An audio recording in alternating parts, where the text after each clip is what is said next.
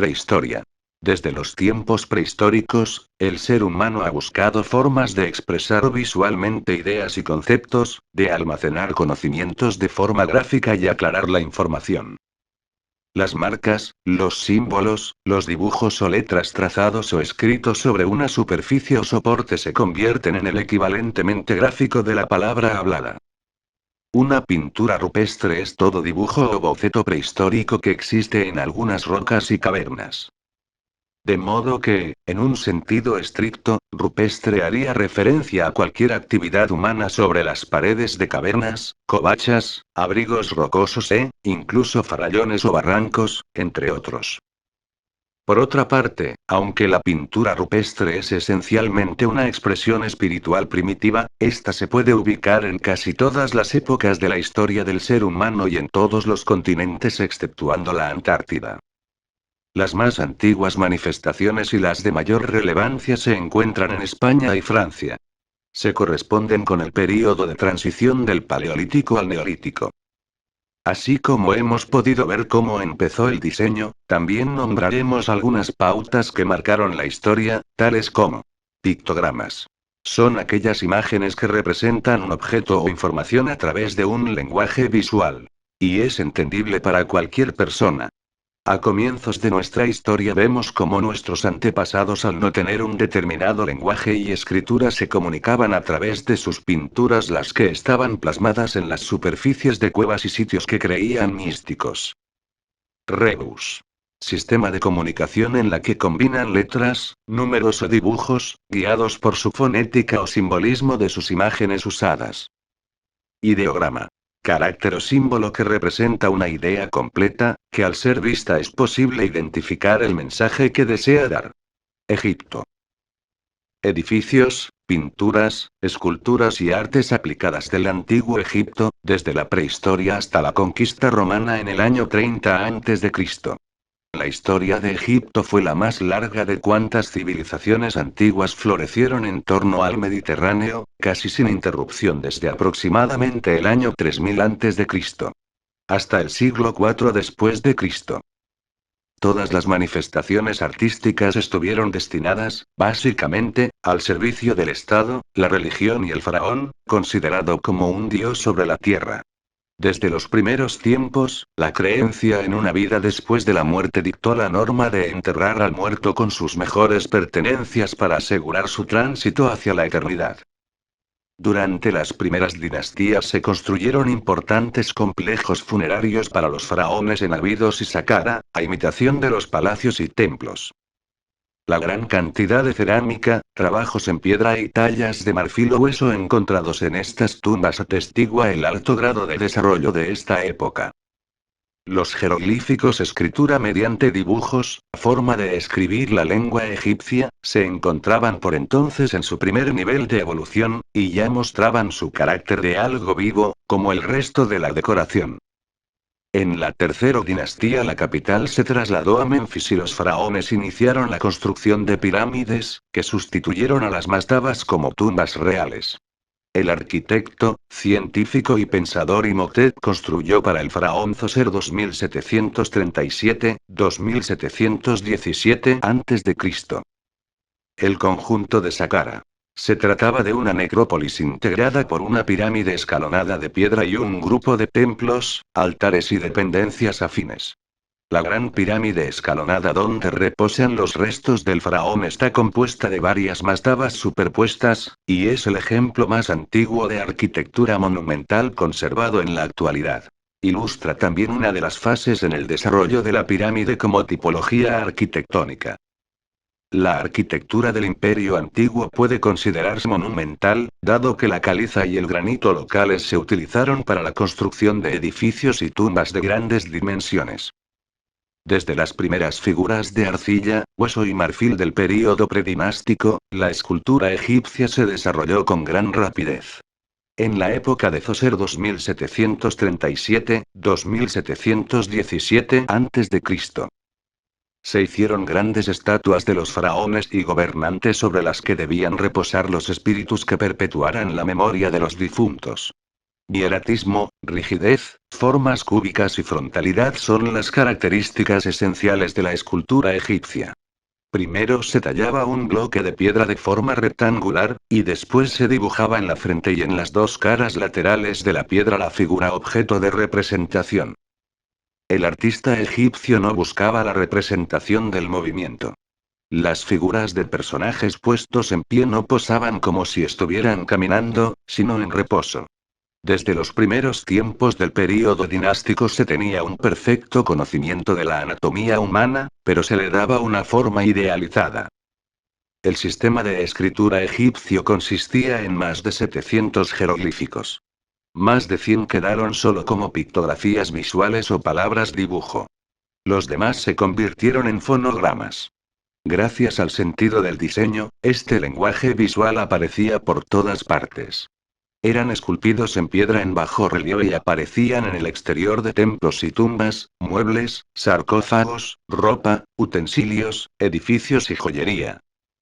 La escritura se hacía de 4 maneras: izquierda de derecha horizontal, izquierda de derecha en columnas verticales, derecha a izquierda horizontal, derecha a izquierda en columnas verticales. Un importante adelanto dentro de la comunicación visual egipcia fue el desarrollo del papiro.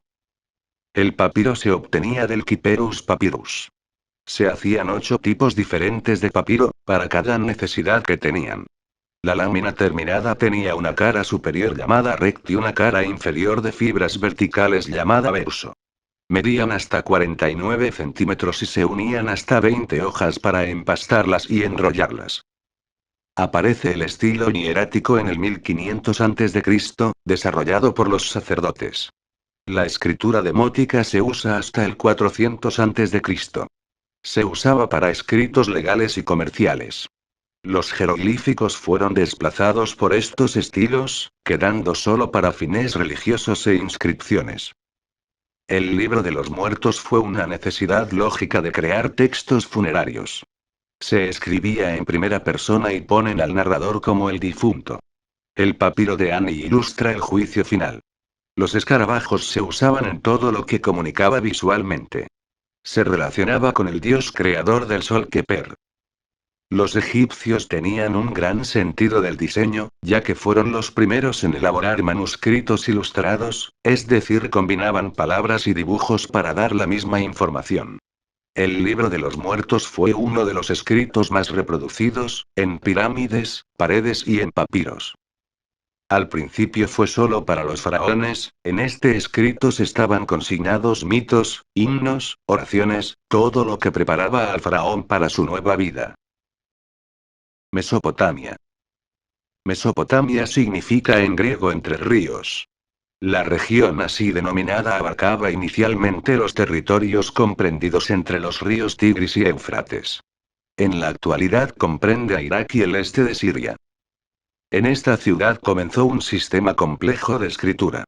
La historia de Mesopotamia es una sucesión de civilizaciones, iniciada por los sumerios.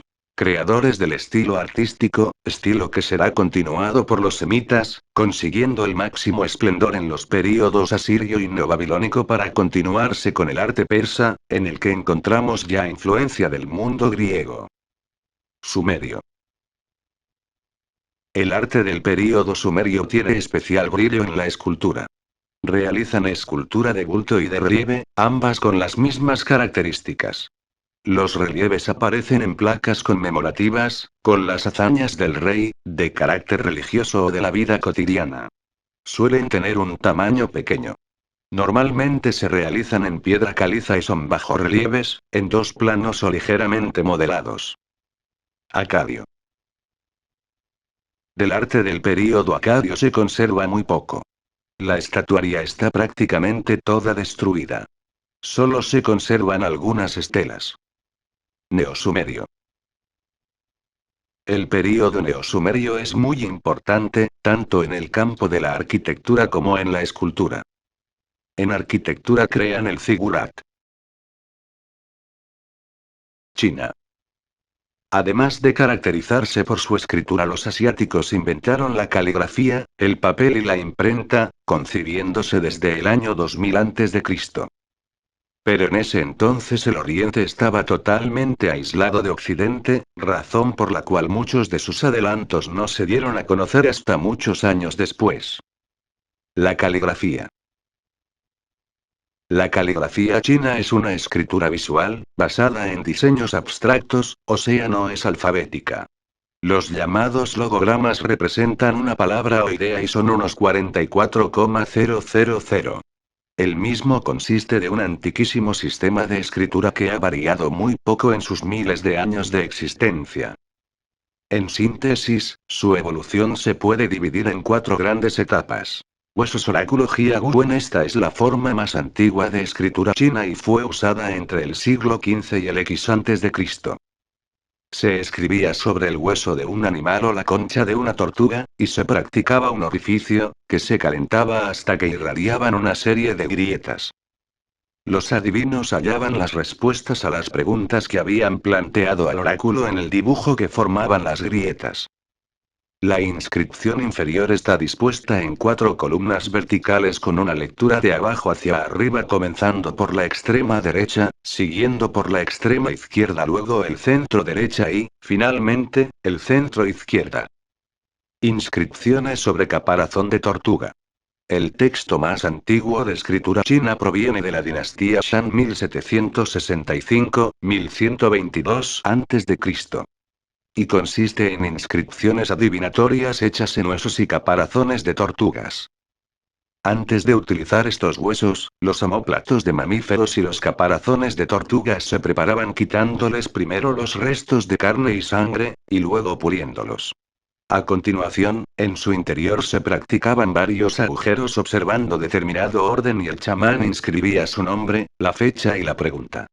Acto seguido, el hueso o el caparazón se calentaba hasta que se resquebrajaba siguiendo la línea marcada por los huecos. En esas grietas, el chamán era capaz de leer el augurio, que si se cumplía, el hueso o caparazón se conservaba como una evidencia oficial. Sello mayor de Azungan. Esta escritura floreció desde el siglo XVII hasta el VIII a.C. y aparece en vasos de bronce. Es irregular y el menos cuidado. Se remonta al siglo IX a.C. Y deriva directamente de caracteres arcaicos. Sello menor Xiao Zuan es una estandarización y un perfeccionamiento del Seki mayor. Este alfabeto es el antecesor directo del moderno chino y de hecho todavía se usa en caligrafía y pintura. En este estilo los trazados son netos y finos, del mismo espesor. Fue principalmente usada para el grabado de sellos y de inscripciones lapidarias. La invención del papel. La invención del papel tal y como lo conocemos hoy corresponde a Tsai Lun, oficial de la corte del emperador, del que se tienen noticias de que en el año 105 AC había descubierto un método de obtención de papel más refinado. El método consistía en mezclar diferentes tipos de fibras, como corteza, cáñamo y trapos con agua, machacar la mezcla hasta conseguir la completa separación de las fibras, y luego disponerlas sobre un molde rectangular poroso y prensarlas para separar el agua y conseguir la unión solidaria de las fibras. Alrededor del 600 DC, el papel llegó a Corea y Japón, países en los cuales se comenzó a fabricar en forma manual, de acuerdo a la antigua tradición. Coreanos y japoneses fueron perfeccionando paulatinamente este sistema. En el año 750 DC, los conocimientos para la fabricación del papel llegaron al Asia Central, el Tíbet y la India. Posteriormente los árabes, en su expansión hacia el oriente, se familiarizaron con los métodos de producción del papel de escribir. Al entrar en Europa, los árabes introdujeron en ese continente el secreto de la fabricación del papel. Posteriormente países como Italia y España desarrollaron rápidamente este descubrimiento. La invención de la imprenta. La invención de la imprenta se remonta en el año 593 por BSHNG en China, el primer sistema de imprenta de tipos móviles, a base de complejas piezas de porcelana en las que se tallaban los caracteres chinos de ese entonces. En 1234 artesanos del reino de Goryeo, actual Corea, conocedores de los avances chinos con los tipos móviles, crearon un juego de tipos que se anticipó a la imprenta moderna. El invento de la imprenta por parte de los chinos consta de dos etapas. Primera etapa. Siglo Irak. Se utilizaban sellos de arcilla, tallados en jade, plata, oro y marfil. En el año 165 después de Cristo se comienza a implementar las inscripciones en piedra con relieve entintado. Segunda etapa. Siglo I y DC aparecen los sellos positivos y negativos. En el año 770 después de Cristo acontece la impresión más antigua, el grabado en madera xilografía. Se cree que el primer libro impreso con caracteres móviles fue el Sutra del Diamante, hecho en China año 868 después de Cristo. El fracaso de la imprenta china se debió a que constituía un complejo procedimiento por la inmensa cantidad de caracteres en ese entonces 40,000 aproximadamente que se usaban para la escritura china. Y es por esta razón que el invento no prosperó. El alfabeto. El alfabeto o abecedario de una lengua o idioma es el conjunto ordenado de sus letras. Es también la agrupación, la que se lee con un orden determinado, de las grafías utilizadas para representar el lenguaje que sirve de sistema de comunicación. El término alfabeto procede del griego derivado de las dos primeras letras griegas alfa y beta, derivadas a su vez de las letras fenicias alp y bete, que significaban buey y casa respectivamente. El alfabeto griego es una adaptación del alfabeto fenicio, que también dio lugar entre otros al hebreo y al árabe. Por su parte, el término abecedario proviene del latín tardío abecedarium. Algunas letras pueden recibir uno o varios diacríticos con el fin de diferenciar los sonidos de la lengua o poder evitar las ambigüedades. De la misma forma, el alfabeto puede ser entendido por el uso de letras suplementarias. Las evoluciones fonéticas de una lengua se crean a un ritmo diferente de la evolución escrita. La escritura alfabética no garantiza una correspondencia unívoca entre los fonemas y los grafemas. El alfabeto fenicio es un antiguo alfabeto consonántico no pictográfico de tipo abyad. No se utilizó para escribir el fenicio, un idioma semítico septentrional, empleado por la civilización fenicia. Se clasifica como un abyad porque solo representa sonidos consonánticos, con la adición de matres lectionis para algunas vocales. El fenicio se convirtió en uno de los sistemas de escritura más utilizados al ser difundido por los mercaderes fenicios a lo largo del mundo mediterráneo, donde fue asimilado por muchas otras culturas que lo adaptaron a sus respectivos idiomas. El alfabeto arameo, una forma modificada del fenicio, es el precursor de los alfabetos árabe y hebreo modernos. El alfabeto griego y por extensión sus descendientes, como el latino, el cirílico y el copto deriva directamente del fenicio, aunque los valores de algunas letras se modificaron para representar las vocales.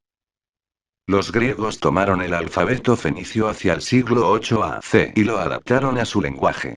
Las letras del alfabeto griego son las mismas que las del alfabeto fenicio, y ambos alfabetos están ordenados de la misma manera. Manuscritos iluminados. Un manuscrito ilustrado o manuscrito iluminado es un manuscrito en el que el texto es complementado con la adición de decoración, tal como letras capitales decoradas, bordes y miniaturas. En la definición más estricta del término, un manuscrito ilustrado es únicamente aquel que ha sido decorado con oro o plata. Sin embargo, el concepto abarca ahora a cualquier manuscrito con ilustraciones o decoración de las tradiciones occidentales e islámicas. Los manuscritos ilustrados más antiguos que aún perduran son del período 400-600 después de Cristo, elaborados principalmente en Irlanda, Italia, España y otros lugares del continente europeo. La mayoría de los manuscritos sobrevivientes son de la Edad Media, aunque muchos manuscritos ilustrados sobrevivieron del renacentista siglo XV, y un número muy limitado de la Antigüedad tardía. La mayoría de estos manuscritos son de carácter religioso. Sin embargo, especialmente del siglo XIII en adelante, fueron incrementándose cada siglo los textos ilustrados. La mayoría de ellos fueron creados a la manera de los códices, aunque muchos se concibieron enrollados o no pasaron de simples pliegos.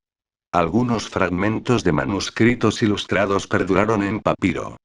La mayoría de los manuscritos medievales, ilustrados o no, fueron escritos sobre pergamino. Los primeros impresos europeos. Cuando hablamos de tipografía nos devolvemos en el tiempo a mediados del siglo XIV. En ese tiempo un inventor alemán creó una impresión mediante el uso de piezas de metal, cada una independiente, movibles e intercambiables. Muchos historiadores han declarado que el invento de la tipografía es el avance más importante después de la creación de la escritura. En Europa hubo varios factores que hicieron posible un buen avance de la tipografía. Por ejemplo, un libro de solo 200 páginas se demoraba aproximadamente 5 días de trabajo para un copista, y para el pergamino necesitaban aproximadamente 25 piles de carnero, que eran demasiado costosas. Los comerciantes independientes hicieron una división de su trabajo en la línea de montaje, con unos especialistas que eran capacitados en las mayúsculas, los letreros, decorativas, encuadernación, entre otras. Tuvieron que pasar aproximadamente 600 años para la elaboración del papel, que se extendió desde el oeste siguiendo las rutas de las caravanas que provenían del Océano Pacífico hacia el mar Mediterráneo, para que finalmente alcanzaran el mundo árabe.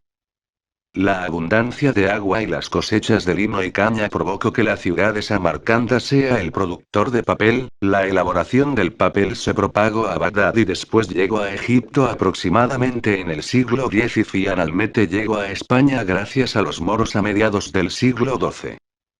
Algunos animales como los unicornios, las sirenas, flores y escudos heráldicos se usaban mucho para los motivos de diseño.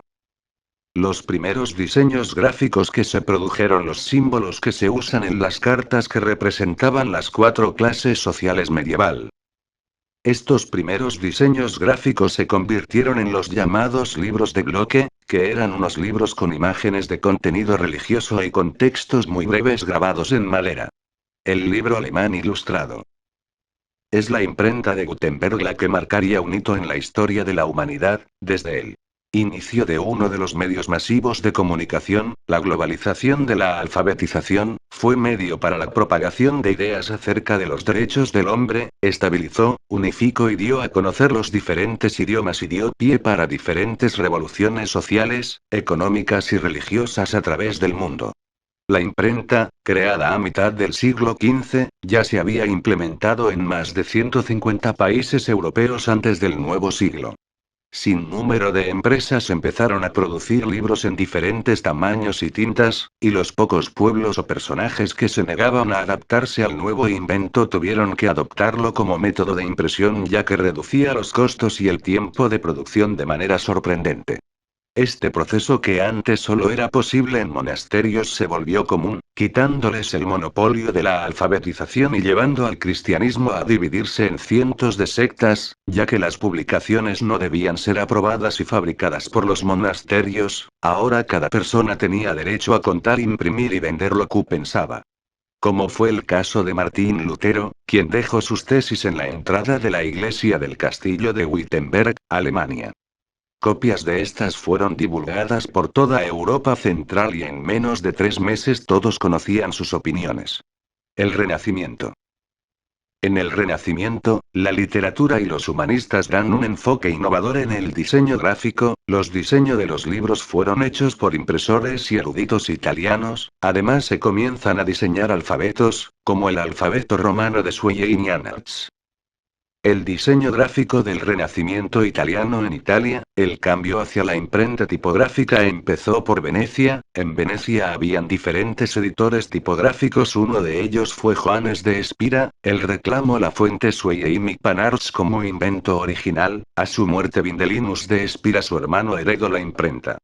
También hubo otros personajes como Nicolas Henson, que era un experto grabador de troqueles, en especial para las monedas. Él fundó la segunda imprenta de Venecia. La fuente que utilizaba era de extrema legibilidad, lo que dejó un legado. Trabajó en el interletrado, a fin de obtener un tono parejo en las páginas de los libros.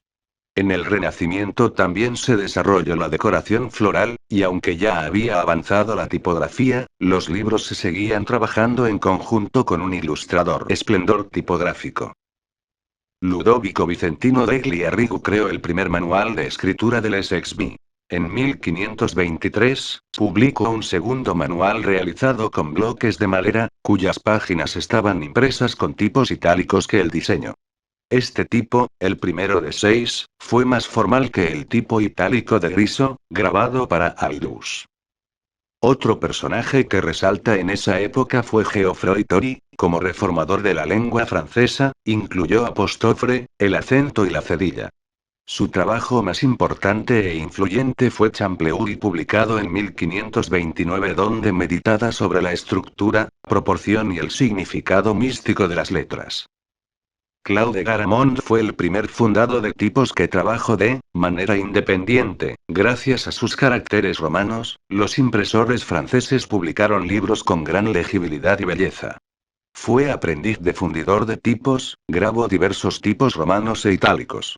Sus fundiciones, fue que logró la maestría de forma visual, efectuó un ajunte que permitió reducir la distancia entre palabras y aumentó la armonía de diseño entre mayúsculas, minúsculas e itálicas.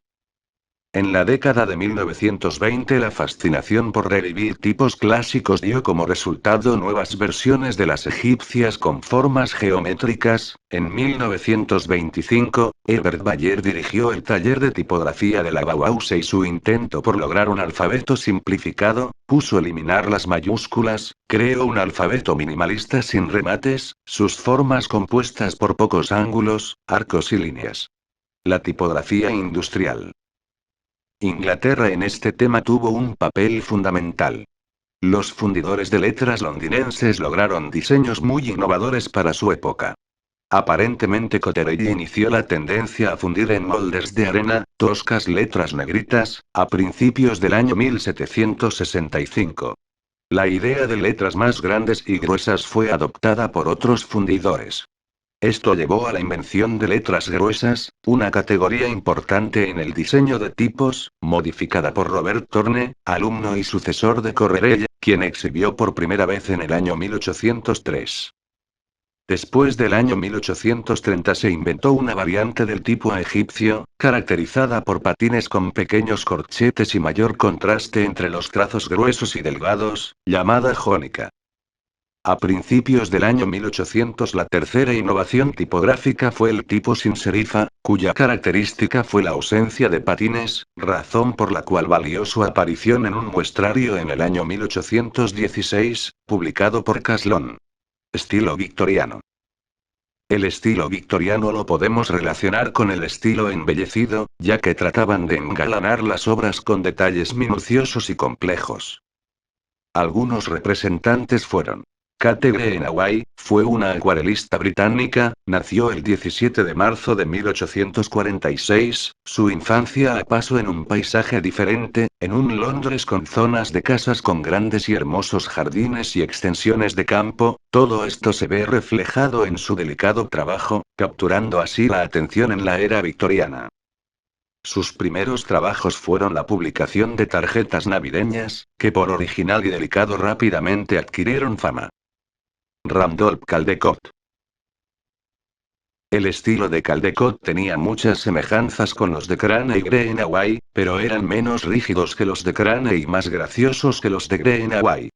Los dibujos cómicos de Caldecott llamaron la atención de la impresora Edmund Evans. Se especializó en ilustraciones para Navidad y entre admiradores de sus trabajos están el reconocido Gauguin y Van Gogh. Sin embargo, Caldecott sufría de una pésima salud desde su niñez y esa fue la causa de sus numerosos viajes para huir del invierno y situarse en lugares cálidos. Ukiyo-e pinturas del mundo flotante o estampa japonesa. Es un género de grabados realizados mediante xilografía o técnica de grabado en madera producidos en Japón entre los siglos XVII y XX, entre los que se encuentran imágenes paisajísticas, del teatro y de zonas de alterne. El movimiento Arts and Crafts fue una escuela artística que surgió en Inglaterra a mediados del siglo XIX, y que se desarrolló en el Reino Unido. Henry Cole, redactó el Journal of Design and Manufactures, en 1847. Esta revista daba a conocer las reformas en el diseño, la decoración de mobiliario y el sentido estético de la arquitectura en el siglo XIX. John Ruskin. En 1851, Ruskin publica un libro titulado Piedras de Venecia. Esta obra contenía un capítulo titulado De la naturaleza del gótico. Charles Rennie Mackintosh fue un arquitecto, diseñador y acuarelista escocés, que tuvo una importancia fundamental en el movimiento Arts and Crafts y que además fue el máximo exponente del Art Nouveau en Escocia. Art Nouveau fue un movimiento artístico, arquitectónico, gráfico y decorativo que surgió a finales del siglo XIX y estuvo su auge de 1890 a 1910.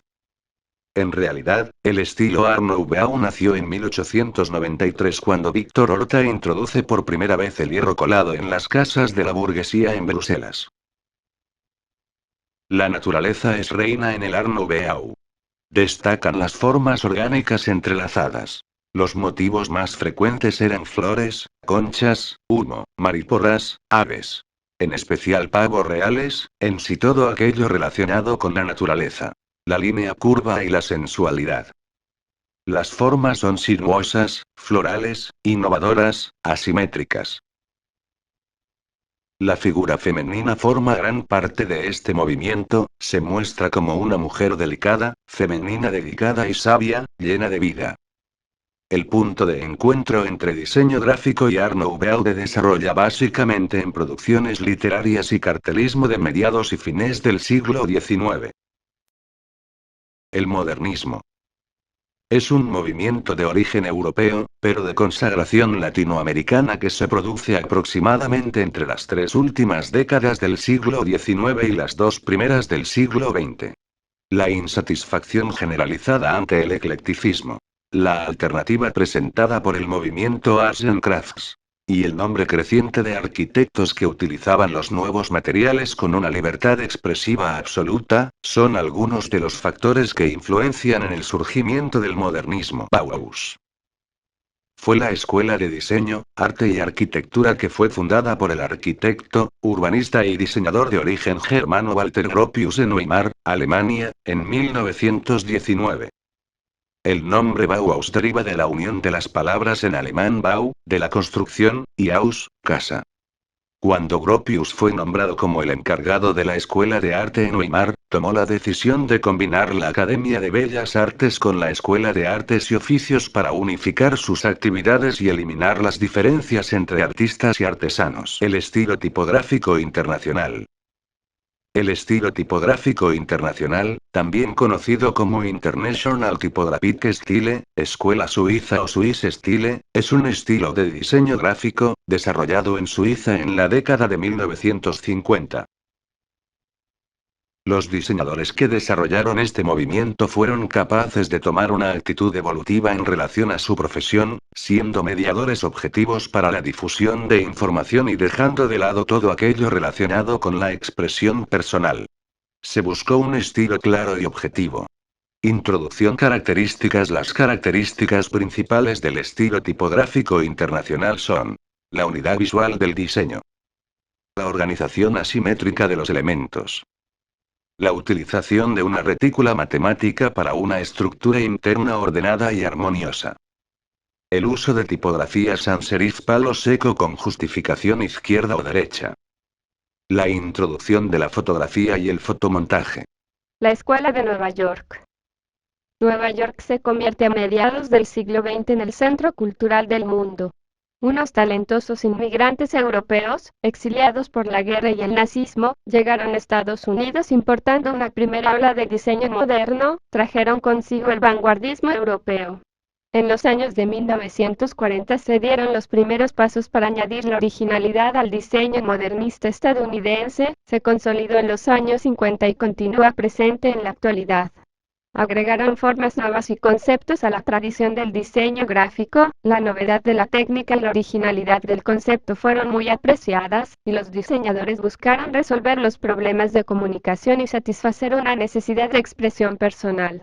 Esta época fue denominada la Escuela Estadounidense del Expresionismo Gráfico por Herb Lubalin.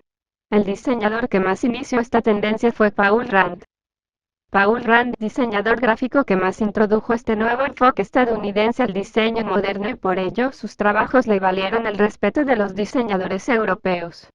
Comenzó su carrera en el diseño gráfico a los 23 años trabajando como diseñador promocional y editorial para varias revistas en las que las portadas rompieron con lo tradicional del diseño publicitario.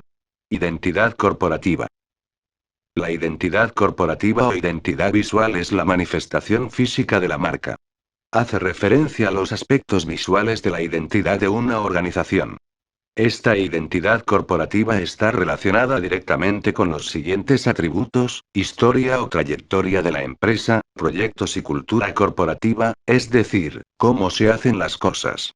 En general incluye un logotipo y elementos de soporte, generalmente coordinados por un grupo de líneas maestras que se recogen en un documento de tipo manual corporativo. La era digital durante la última década ha cambiado por completo el proceso de producción editorial, y cómo se preparan los textos y gráficos que constituyen las publicaciones impresas o digitales. Los sistemas digitales se han impuesto por completo.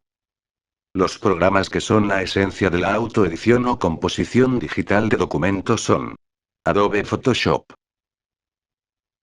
Es el programa de diseño gráfico más vendido de todo el mundo, en más de 100 idiomas. En su plataforma ofrece diversas herramientas muy específicas para poder editar cada elemento de una imagen digital. Basecamp.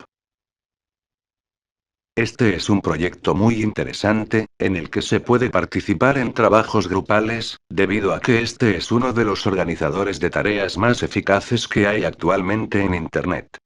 Basecamp es muy utilizado por empresas que se dedican al diseño gráfico, ya que un conjunto de personas puede descargar, editar y subir al mismo sitio archivos de un proyecto que se esté realizando.